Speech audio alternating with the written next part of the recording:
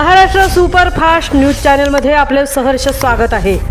खास सत्याची धार लेखणीची महाराष्ट्रातील ताज्या आणि वेगवान बातम्या पाहण्यासाठी आपल्या हक्काचे चॅनल शेअर करा, लाईक करा आणि सबस्क्राईब करा।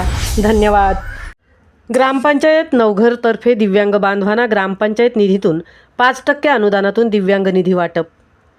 ग्रामपंचायत नवघर तर्फे दिव्यांग बांधवांना ग्रामपंचायत निधीतून 5% अनुदानातून दिव्यांग बांधवांना निधी वाटप करण्यात आला।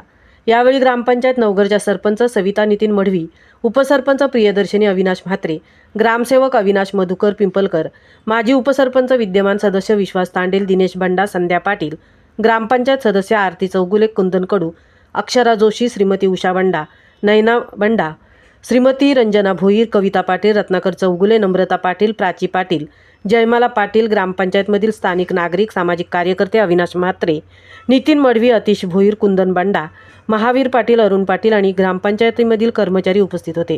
ग्रामपंचायत नवघरतर्फे शासनाच्या विविध योजना, उपक्रम, सेवा सवलती सर्वसामान्य नागरिकांपर्यंत पोहोचवण्याचे कार्य सतत अविरतपणे सुरू असून जनतेच्या कल्याणासाठी सरपंच, उपसरपंच व ग्रामपंचायत सदस्य, ग्रामविकास अधिकारी, गावातील प्रतिष्ठित नागरिक, ग्रामस्थ हे प्रयत्नशील असून ग्रामपंचायतीतर्फे आजपर्यंत अनेक लोकोपयोगी योजना, उपक्रम राबवण्यात आले आहेत।